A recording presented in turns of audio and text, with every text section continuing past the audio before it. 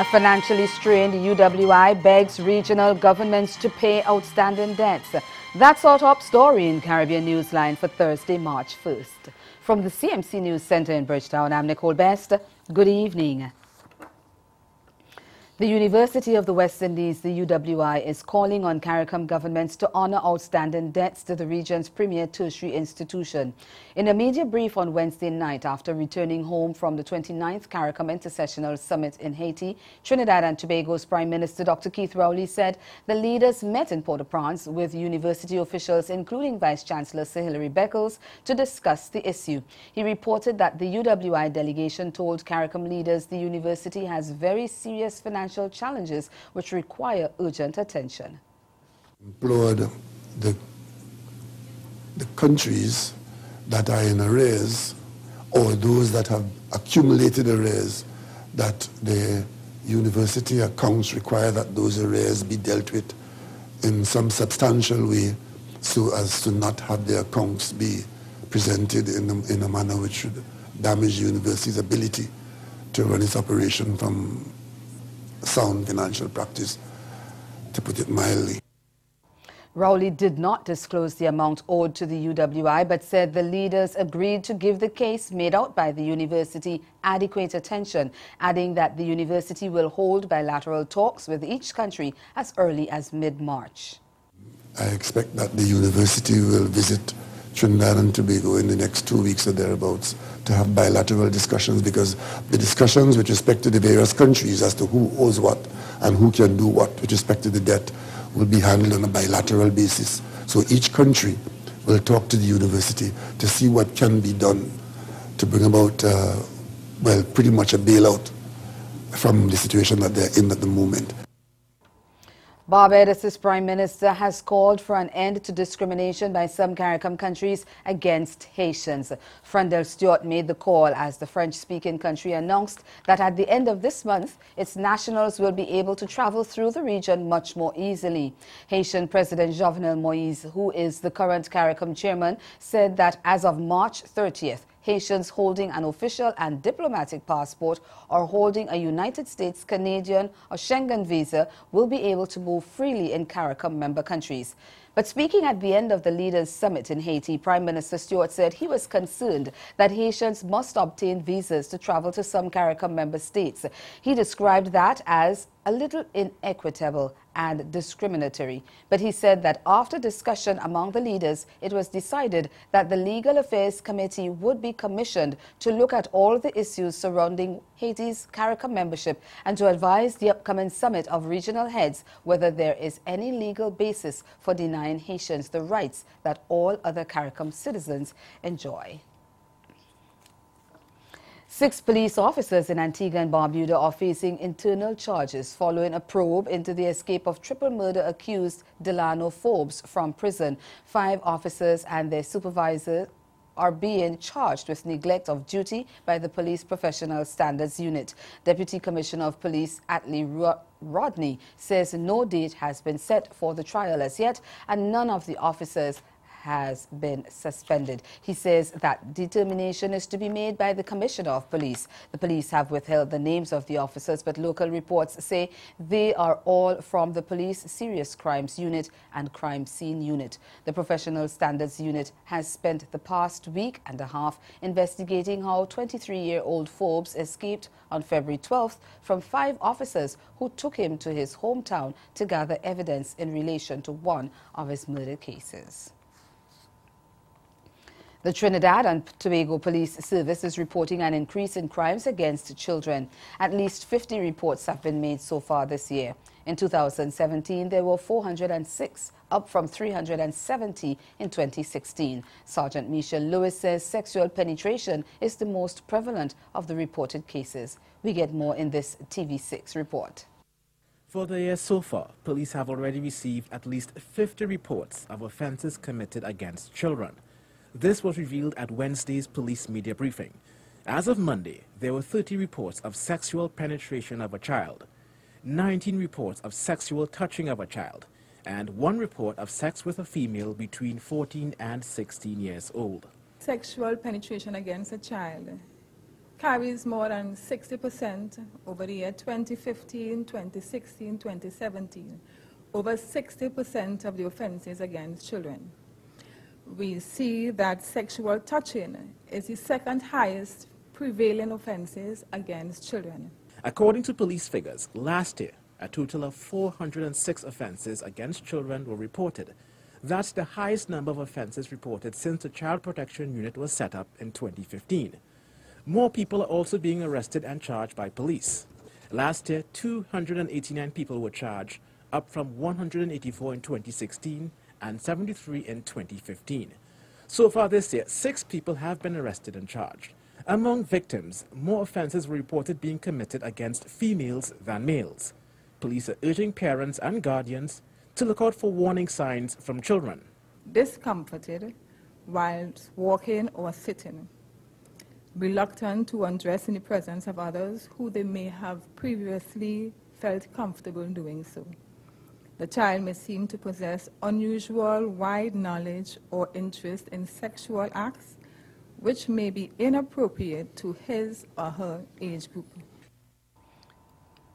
Over in Guyana, outgoing Police Commissioner Silal Prasad is defending granting himself a gun dealership license, saying he's not the first holder of the office to have done so.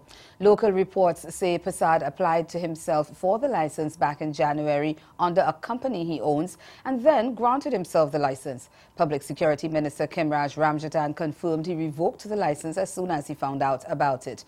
But Prasad says he saw nothing wrong in his actions. We get more in this HGP Nightly News report. What is being deemed as unprofessional and unethical by many in the Guyana Police Force is seen as no big deal by outgoing Police Commissioner Silal Prasad.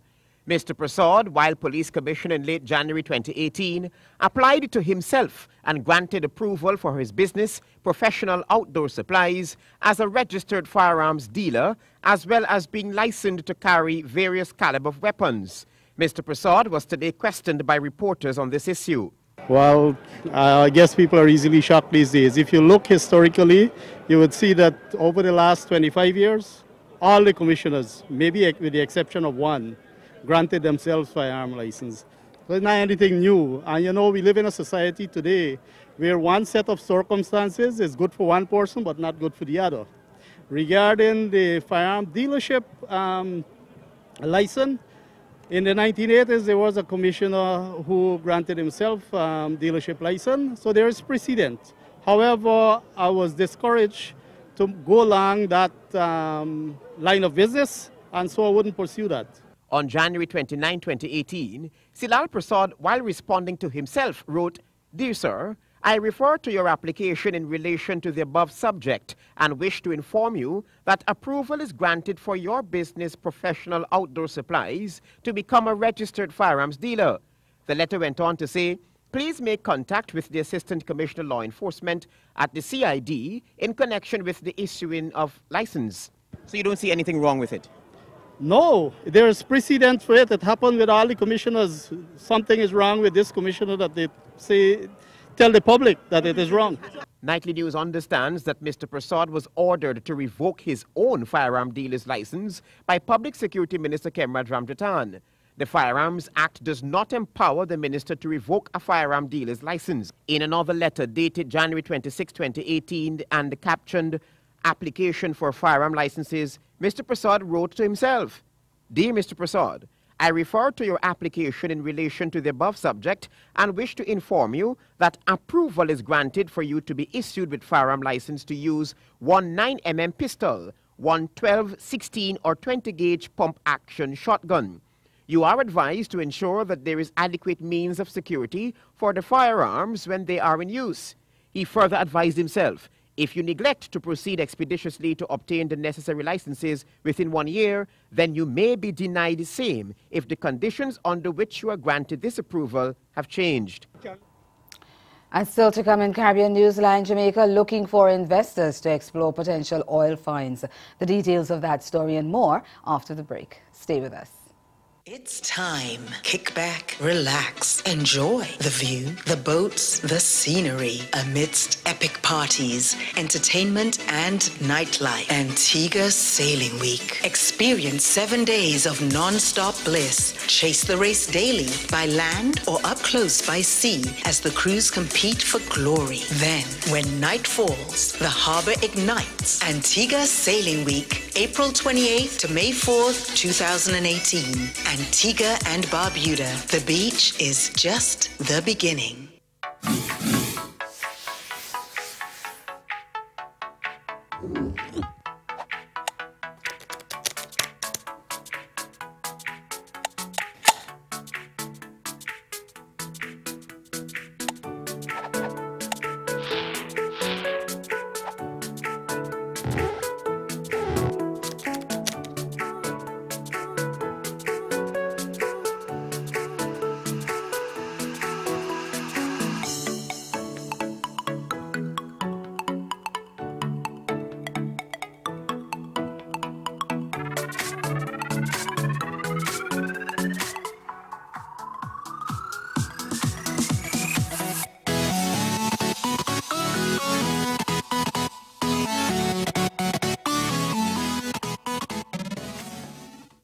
Redlining was at the heart of it, and yet it dates back to a period people think of as good for social policy, the FDR era.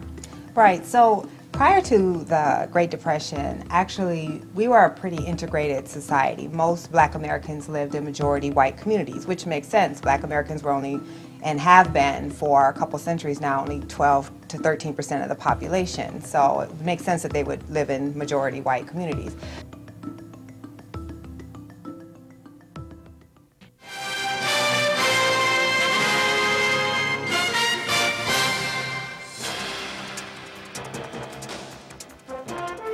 The Petroleum Corporation of Jamaica, the PCJ, is now actively seeking overseas investors to tap into the discovery of 2 independent live oil seeps in different sections of the northwestern parish of Trelawney.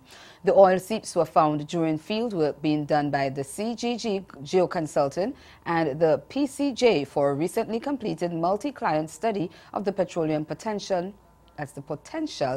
on and off Jamaica's shores. Speaking on TVJ's morning program Smile Jamaica on Wednesday, manager of oil and gas at the PCJ, Brian Richardson, said it won't be feasible for government to independently drill for oil in the near future. So it's promoting the recent discovery in the hopes that investors will step in to drill further. Hopefully this will interest an explorer, someone like, say, a Tullow or, you know, an onshore person that would want to take this a little bit further. They would then come in, do some additional work, seismic, do some additional field work, and then hopefully if they're interested enough and they see something like a structure that may contain something, then they say, okay, fine, we'll be willing to drill. We would certainly have to find someone who is a proven explorer, just like Otullo is. Everyone knows that they've gone into places where we have never found oil before and have turned them into producers. Not to say that is what Jamaica will happen to Jamaica, but certainly what we will do is look at a company that has proven themselves in the past and say, look, would you guys be interested? And if they are, then certainly we try to negotiate a. Richardson stressed that while the government has to depend on overseas investors, any oil discovered in Jamaica's jurisdiction would belong to the state. Okay. what we do is to allow an explorer to come into the countries, like Tullow, to then use their resources and explore, because it's a risk game. It's like 1 in 10 wells that are drilled are successful, so 1 in 10. Right, so if you're looking from that point of view, I don't think the government has the funds to spend on 10 wells to hope that 1 is successful. Yes. So what we've done is partner with persons who have the expertise, they have the cash to care, and let them come into the country, let them explore, and it's at their risk. Yep. So they do all that, they spend their money, they look, and if there is something, then that is actually developed jointly with the government. As campaigning continues ahead of the March 13th general elections in Grenada, a man has been sentenced to 250 hours of community service for assaulting someone wearing a T-shirt supporting the ruling New National Party, the NNP. 25-year-old Anderson Gordon was charged with assaulting Stalmaire Thomas and damage to property. The court heard that on Tuesday, Gordon completely tore off Thomas's NNP-branded shirt with candidate Pamela Moses' image on it while yelling, "Don't support them, people and them," end of quote. On the property damage charge, Gordon was granted $5,000 EC bail and will return to court on June 7th. Since the announcement of the date for general elections, police have warned they will not tolerate any form of violence during the campaign. The Dominica government is set to get $2.2 million from Japan to enhance the country's capacity to respond to climate change.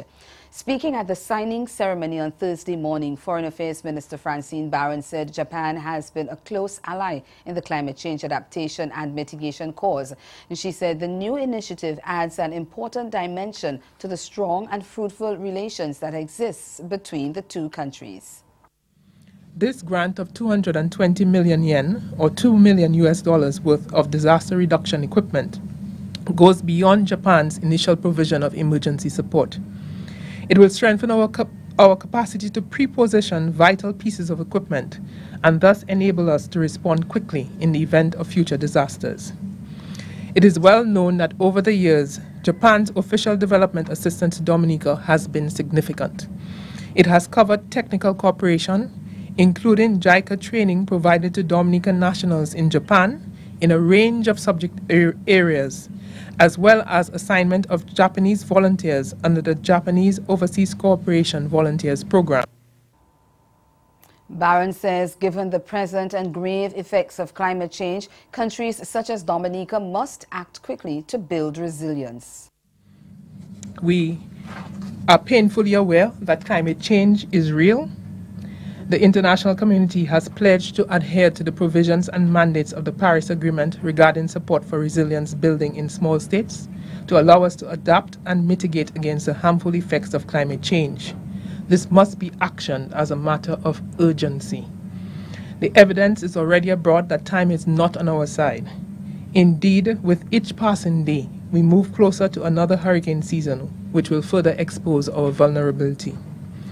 We are satisfied, though, that with committed friends such as Japan, we can build the structures and strengthen the national ethos that is required for greater resilience. And ahead in Newsline Sport, CARICOM to tell the ICC where it stands on Cricket West Indies. Stay with us. Sport is next. Join Caribbean Passport as we touch down for Trinidad and Tobago's Carnival with fantastic costumes, soca music, and a few iconic characters all in the mix. We also look ahead at what's happening in sunny Barbados. All this and more coming up next on this station. A film based on the songs of reggae king Bob Marley is in the works. According to Variety magazine, Universal Music Group's Polygram Entertainment and the 20th Century Fox Animation are behind the project. However, no timeline was given. Described as an animated musical love letter to the late Marley's legendary music and to the people of Jamaica, the yet-to-be-titled film is being written and produced by American writer and television producer Kenya Barris. Okay, so now we're going to season the chicken. The chicken is being washed, so we're going to season that now. Okay, so this is a blend of celery and shallot that we keep in the fridge. Okay, so you're gonna mix that all in there.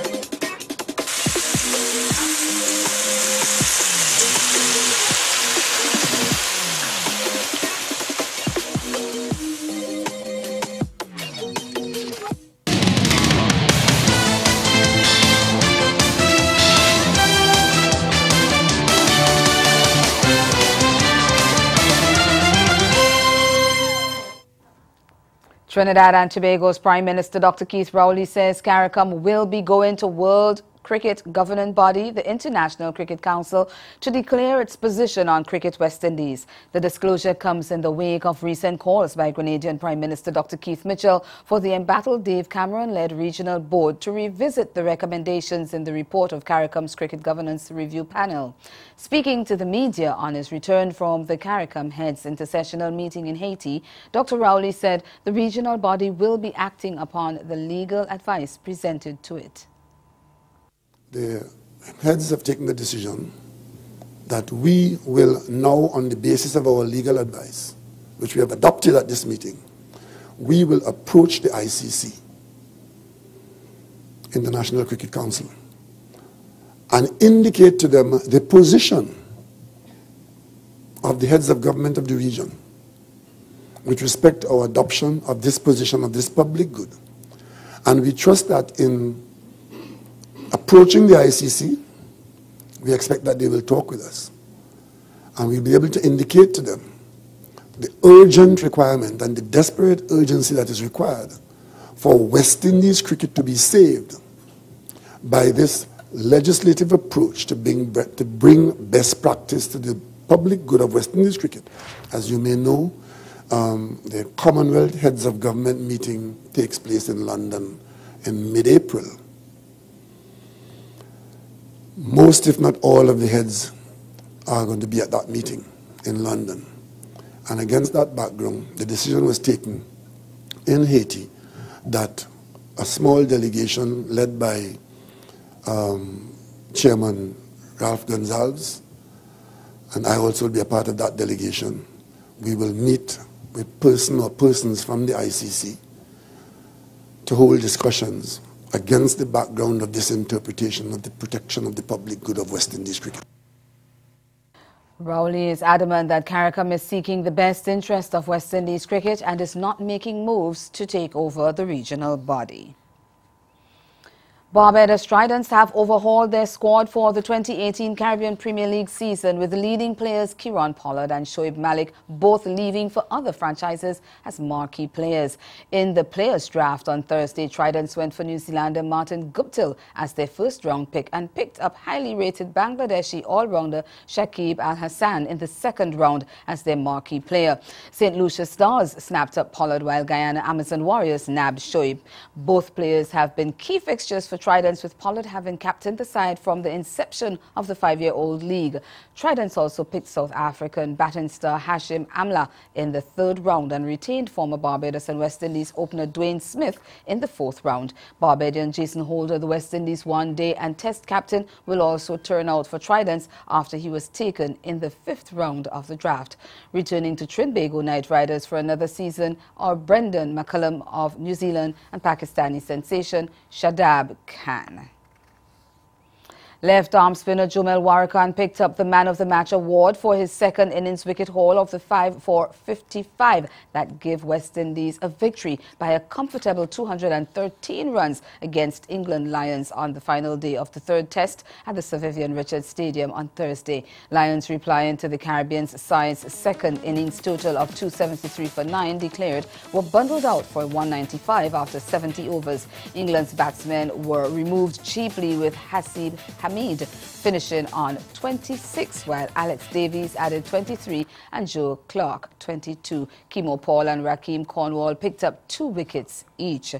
Earlier, Jamar Hamilton and Shane Dowich had rammed home their side's advantage when they extended their 5th wicket stand to 112. Unbeaten on 36 overnight, Hamilton stroked 10 fours off 147 balls, while Dowich on 13 at the start counted 11 fours in an innings, requiring 154 deliveries. When Hamilton perished to a catch at the wicket off spinner Dominic Best, Dowich put on a further 33 with Ramon Reefer before 4 wickets tumbled for just 1 run.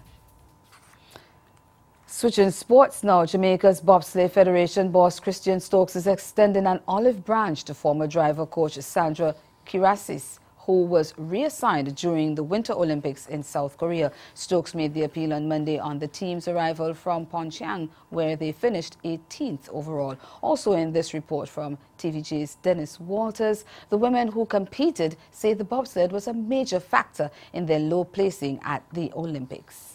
Stokes was speaking at the welcoming reception for the bobsleigh contingent that returned to the island Monday night. Well, the door is always open to Sandra. She has a lot of knowledge. She has been very helpful to us. All we ask is that, as in any other team, you play your role, you know, and you know, if you drive, you drive, you push, you're pushing, you can give advice, yes. If you're a manager, you don't try to coach. If you're a coach, you don't try to manage. Brakewomen Cara Russell and Audra Sigree, who were the athletes who returned, pointed out that their 19th place finish was due to mechanical problems that the bobsled had, and not with Kyriakis's departure, as they were kept away from that saga. We were at a little hotel for, you know, just for prepping us, give us a break from the village, because we were there like so long.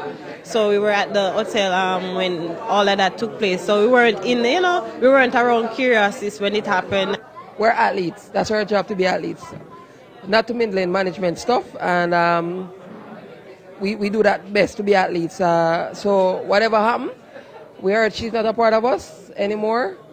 We go to training the following day. We do just the same, work very hard, and just get it going. Meanwhile, Stokes says the legal battle that involves the Federation and their Japanese equipment sponsor Shitamashi does not affect the overall relationship, and they had talks in Pyeongchang. Where it goes from here, I don't know. What I do know is that the team has a lot of support from the Shitamachi staff, from the Shitamachi management, and from the Japanese public in general. So we'll see how it goes, but I'm not overly concerned about that, frankly. Now going forward, he notes there are developments in the works for several teams to qualify for Beijing 2022. We don't want to be rushing close to the Olympics to try to get the points, to try to get the races. We want to start now, select our athletes, get these athletes the best equipment that we can, get them the time on the ice that they need, training and practicing. And we believe that with that approach, we put ourselves in a very good position to realize the goal really of both male and female skeleton athletes, a 2- and 4-man on the men's side, and a women's bobsleigh team. And that's the sport. Stay with us. We'll be right back.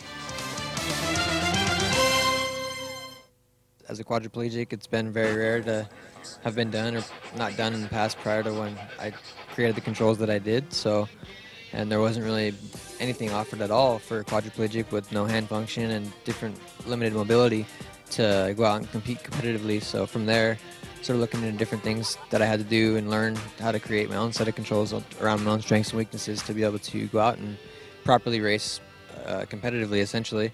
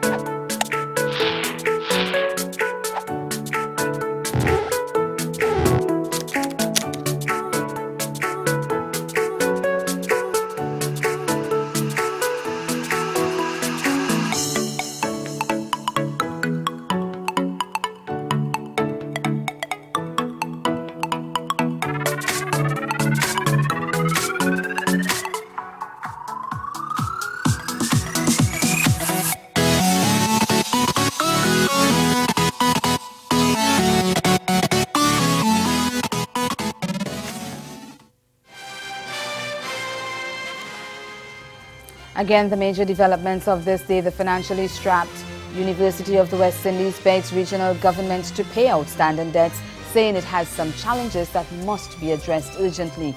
And in sport, Trinidad and Tobago's Prime Minister says CARICOM will go to World Cricket governing body, the International Cricket Council, to declare its position on Cricket West Indies. Now that's Caribbean Newsline. For news and sport around the clock, log on to cornernews.com. We'll be back here again tomorrow. But from all of us at CMC News, thank you for watching and do have yourselves a good night.